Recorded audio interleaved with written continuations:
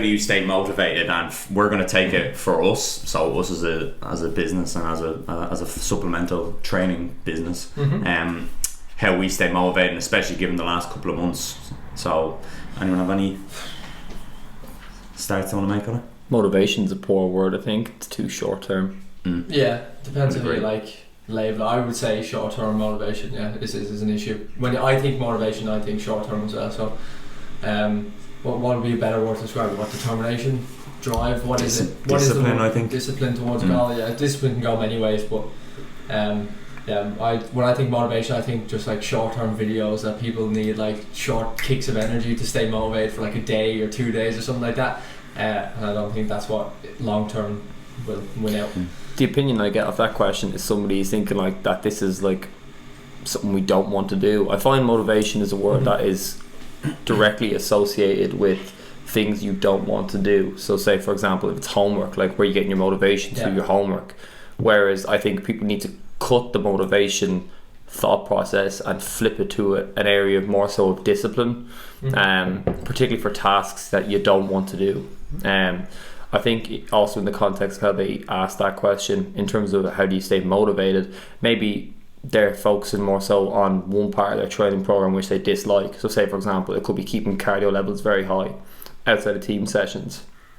I think you need to look at the bigger picture and scrap away the fact that you're doing one piece that you need motivation to do, whereas you should see everything in regards to your journey as steps that are non-negotiable. So it's just a matter of applying discipline to those aspects in your life. And if it's something you love, I think it comes from within, like intrinsic methods of motivation. So if it's you're constantly seeking extrinsic, like which is the external side of things, I don't think it's something you want to do then, or you love doing, or will dig in and do.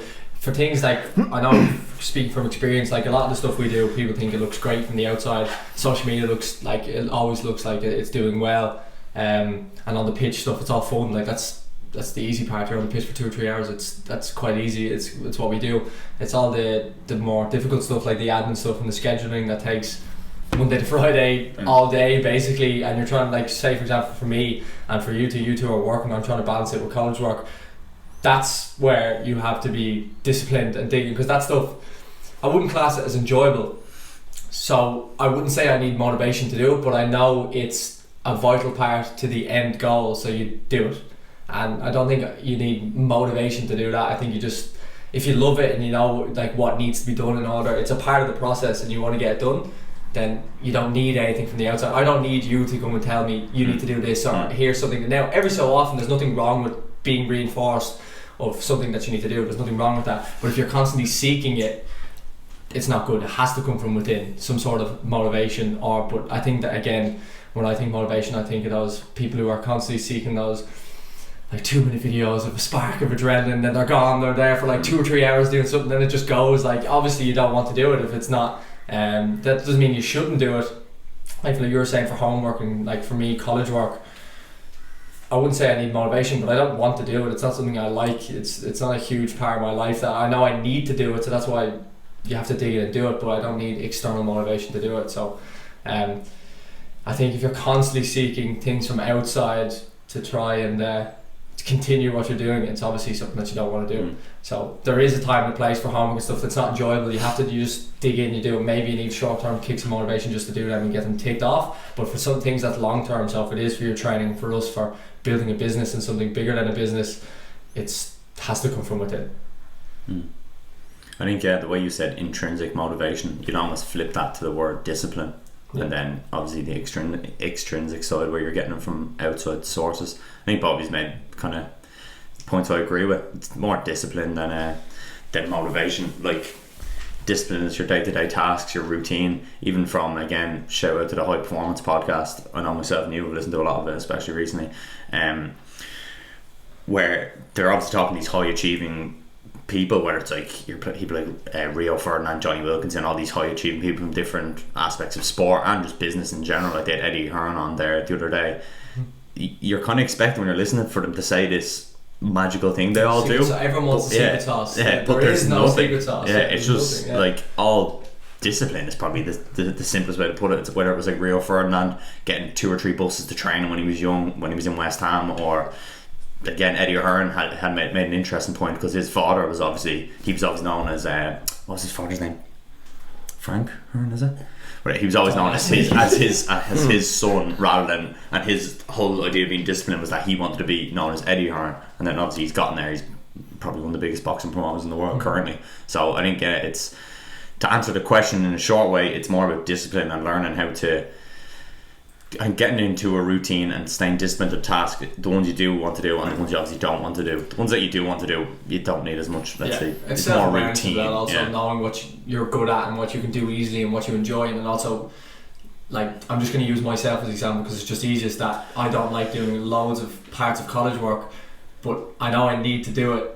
So it's not like a case where I need someone to tell me. I know I need to do it. So I think it's something you can't really describe, but you know you have to do it. So for things like that, I know I have to. You just do it. For homework and all that type of stuff, you just bite the bullet and you have to get it done, because no one's gonna, like, in the bigger picture, no one's just gonna tell you what you need to do every single day of your life. So there has to be times where you have to realise that as a person you are going to have to take responsibility for what you do, and then again that comes from discipline. And then for the things that you wanted to, like, do long term, 5-10 years down the line, like what we are doing now with Training121, it comes from within. You know, like there's certain aspects that are a part of the process that maybe not be enjoyable, but the likes of Rio Ferdinand taking 2 or 3 buses, did he enjoy them?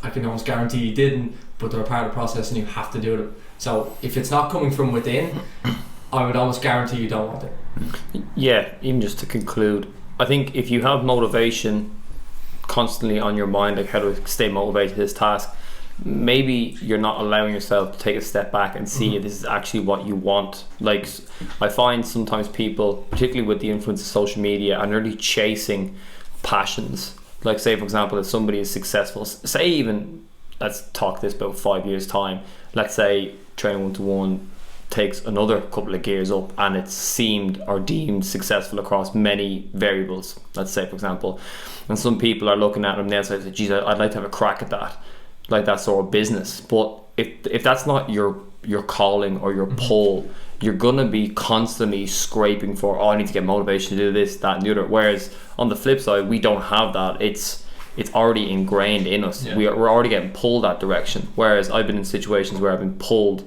or I thought I wanted to do something, but I kind of saw myself nearly pushing myself to do the work, and I knew at the end of the day, I was like, this doesn't really fit where I want to be in a couple of years. So you just need to have a good look at yourself and see, is this really what I want, or am I just chasing let's say the things that come with it, rep, money, fame, anything, you know?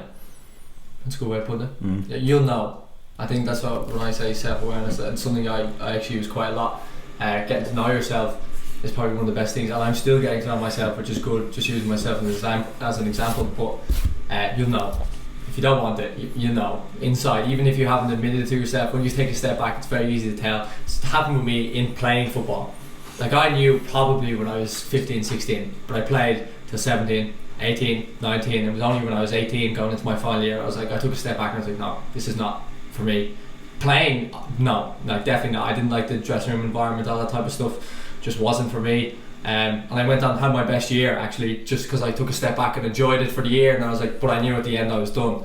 While some players, since obviously this is kind of football specific, it's okay to not be the next, like Ronaldo, be the next Messi, be the next whatever, like whatever your level is. Sometimes to step back and go, I might not be a pro, but I can still play it and enjoy it. Sometimes that's probably the best thing you could ever do, rather than go, I have to be a pro, I have to be, because once you do that, you get very bogged down. It's a difficult life then, very, very difficult. You can't lock your mind into one reality. No, you have to keep, I'd say, a constant stock check of yourself. And like, I'd say, because just on that, we're quite young, so I think people look to us and go, oh, they already know what they want to do. Like, in 10 years time, like, who knows what might happen. So I wouldn't panic. Like, there's no panic to get like, oh, I need to know what I do. If it's not football, don't worry about it. It doesn't mean that once you go into college, like, I'm doing marketing at the moment in college. Am I going to be a marketer? Probably not, let's be honest. Like, but it's something for 4 years I know, or 3 years, that is quite good for me. I've learned a lot of things about myself, not even about the marketing side of it, but just different aspects of myself as a person, and then you move on. But if I didn't have Training121, I don't think there'd be any need for panic. You've loads of time, you've loads of experience, you're going to meet new people, you're going to do new things, that there's no panic like, I need to be motivated to do this thing now, I'm 16, 17. Sometimes you just need to relax, take a step back, I think is one of the best things you can say, but just know yourself. And then if you're not motivated all the time, don't worry about it, like it might not just be for you, is an important thing to know. Next question. Next question.